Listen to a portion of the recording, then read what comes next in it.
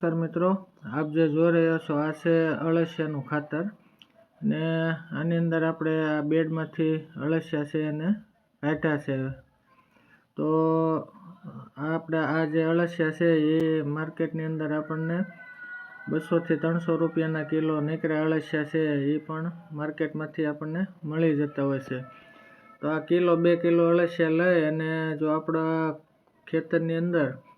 એક નાનો એવો ખૂણો હોય ત્યાં થોડુંક છાંયા જેવું કરી અને આપણા જે કાંઈ ખેતરનો જે કાંઈ કચરો નીકળે છે એ બધો આ બેડની અંદર અથવા નાનું એવું બેડ બનાવીને એની અંદર નાખી દઈએ અને બહારથી અળસિયા 200-300ના કિલો લાવીને જો એની અંદર નાખી દઈએ તો જમીનની અંદર તો આપણે DAP ને ઉરિયાને નાખીને જમીનમાં તો અળસિયા નથી રહેવા દીધા, પરંતુ